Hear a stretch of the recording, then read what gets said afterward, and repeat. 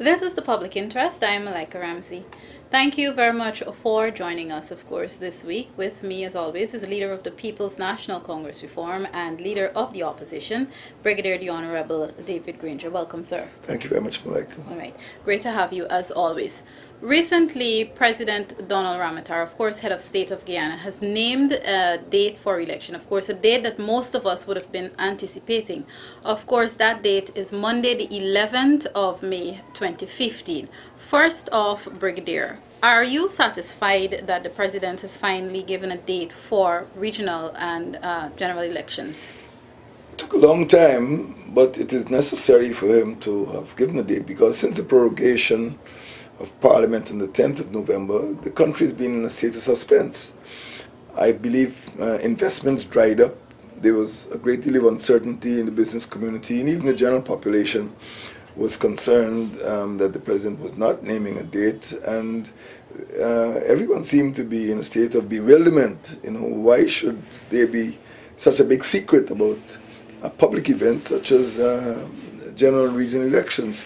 So what has happened on Tuesday is that some of that uncertainty has been removed, but having named the date, he has created a new wave of uncertainties, but we are glad that at least he took the step forward to announce a date. I'm happy that you jumped on that note of uncertainty, because really and truly the public is concerned that it's the same day when we should be having one of the CXC subjects, of course, written. However, a few hours ago, the president confirmed that that will be the date, and he's saying that the ministry will make provisions for those students to write CXC exams without interrupting the electoral process. Do you trust the president's word on that? No, I certainly don't. School buildings have to be used for elections. Many teachers are used as agents or electoral officials. And the general movement, the logistics, the security arrangements would suggest that it's an unfavorable time. And the president could easily have chosen another day without calling on the Ministry of Education to make those adjustments. So I don't see what is so vital about the 11th of May that caused him to select such a date. There will be some dislocation, and that dislocation is going to affect the performance of the officials on election day. Is it fair to say that some sort of mischief may be afoot? It was a blunder.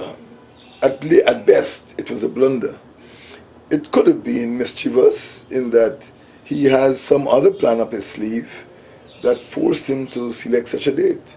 And we are still to see what that plan is. But I can't imagine that that date was so important, having waited since the 10th of November. All I can say is that it is almost exactly 6 months since the prorogation. But there are other constitutional devices which could have persuaded him to choose another day. So there must be something magical about the 11th, and we'll soon find out. Before we go on to other aspects of the election, after the president would have prorogued the parliament, you did say that you had no intention of meeting with him during this prorogation period. Now that he has named a date, do you intend to meet with him, maybe to even talk about this supposed date for election? I don't think I have much to talk to the president about, actually.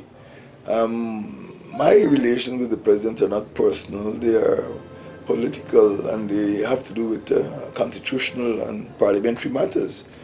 I don't see the possibility that something will arise that I need to speak to him about. But I wouldn't close the door. But what I did announce is that I would not be meeting him on political matters during the prorogation. As far as I'm concerned, even as we speak now, prorogation is still in force. He has not dissolved Parliament. So we are still in a state of prorogation. So what I said in November is valid in January 2015. Sir, on to other matters of election. We have seen, even before this date was named, we saw the AFC campaigning, a Partnership for National Unity, and of course the PPP itself. What are you, once a date has been once we get a date that everyone can commit to, what are you expecting out of general and regional elections 2015? APNU is a partnership. There are 4 partners, and we'll be meeting very soon, within a few days, to discuss or to, I would say, refine our election strategy. I don't expect much else. As you see, the PPP has started its campaign in a very vile manner, and the AFC has started its campaign. I would say the 3 main parties are on the road, and I would like to refer particularly to the People's Progressive Party, because even before the president announced the date for elections, they had started to issue what I call very vile propaganda. I think the worst that I've ever seen, reminds me of President Bart Jagdeo's statement that Granger has hands on his blood, which Jagdeo uttered a few weeks before the 2011 election. This time, Rohi is trying to outdo Jagdeo. Rohi has actually issued a press statement stating that if Granger is elected president, the Demerara River will run red with blood. I think, if it weren't so stupid, it would certainly be, the height of malice in an election campaign. And, I've written to the chairman of the Guyana Election Commission, and I think that the PPP should be asked to withdraw that spurious press statement. Do you feel such press statements and sentiments coming from the PPP could do serious damage to your campaign? In the sense that the PPP controls the state media. And there are many parts of this country, and I cover the country, I go to the hinterland, and many parts of the country do not have access to other media. So if people in remote areas are told that this man, this former military officer, is dangerous, and they do not have any information to contradict it, they might very well believe what they've been hearing, because they've been getting a sort of continuous flow of negative propaganda from the PPP. In our favor, or in favor of fairness, more and more areas are being penetrated by mobile telephones and by computers. But right now, I think that the PPP and the executive branch of government still have strong influence in hinterland and some rural areas. So yes, statements like that could be damaging. In the past, we've seen them using statements like those against, of course, in the past, PNC, but whoever is in opposition.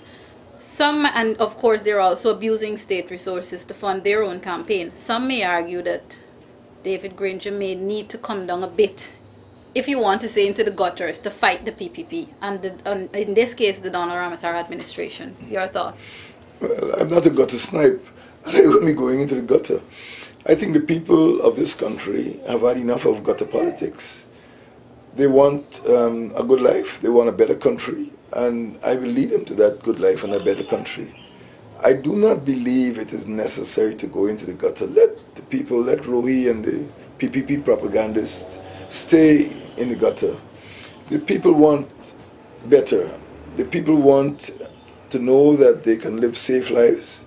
They want to know that their children will have a good standard of education. They want their children to get jobs. And no matter how much vitriol, no matter how much propaganda the PPP puts out there, they will still want to rise above that level. So I won't be going there with them. I'll be going above. I'll be taking the people to a higher quality of life.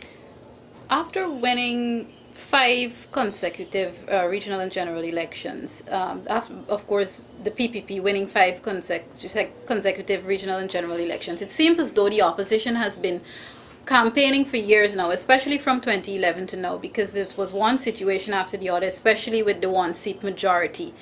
Taking all of that into consideration, do you believe that Guyanese are really and truly exhausted and they've had enough and they're ready to vote out the PPPC? Well, they are exhausted, they are tired, they're fed up of the PPP.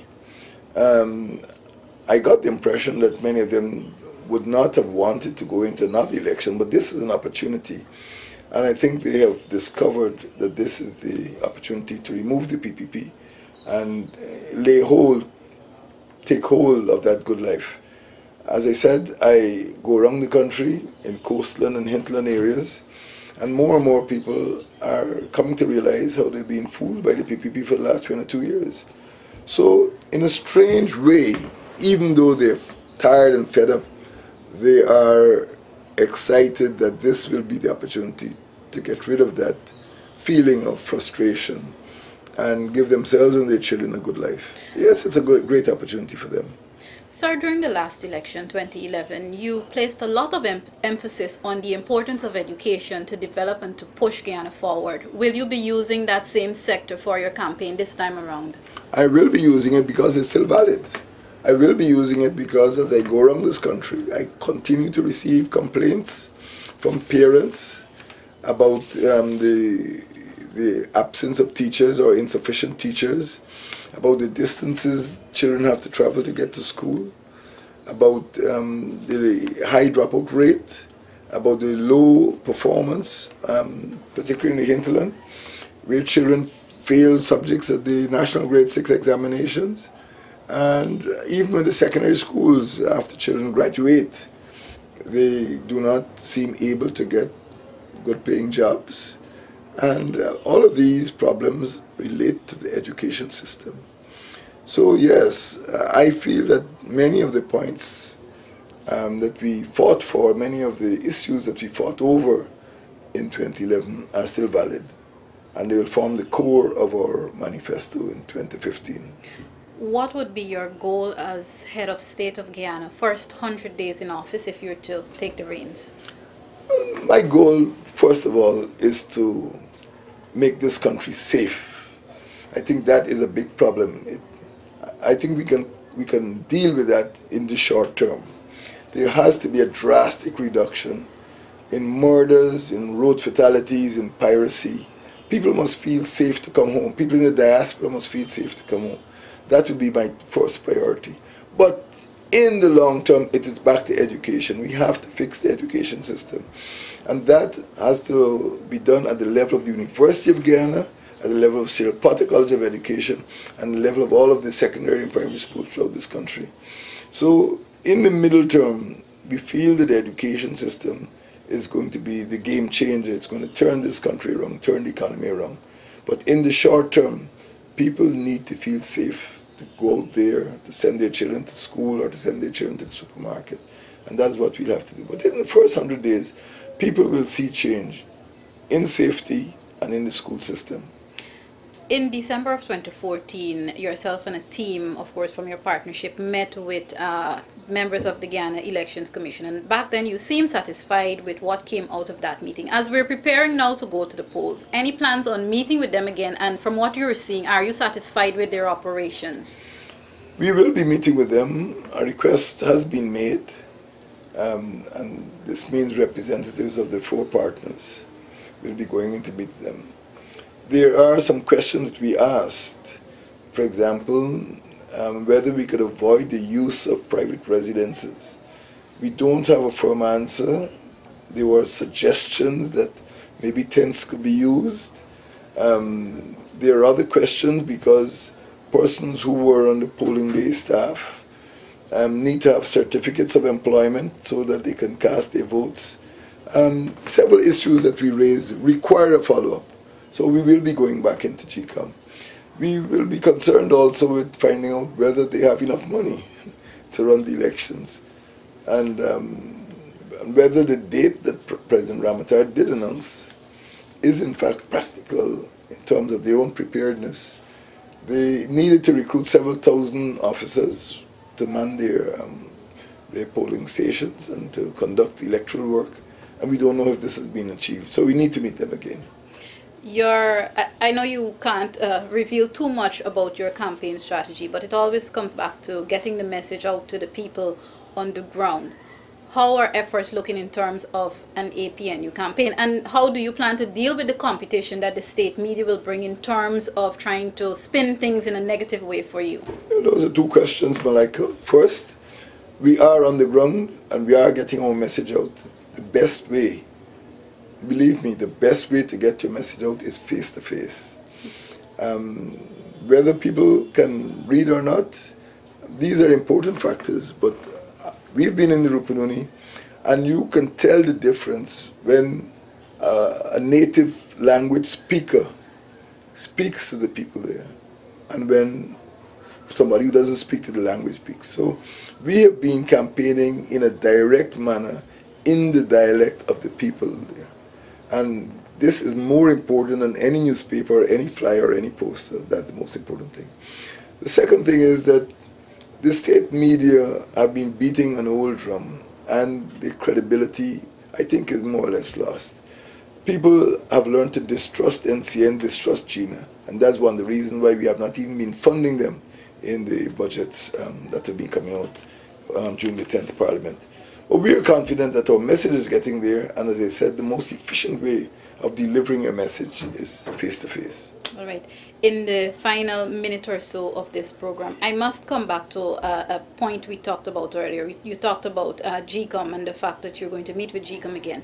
One of the main concerns the public may have, if they can recall in 2011, we had problems in terms of vote counting.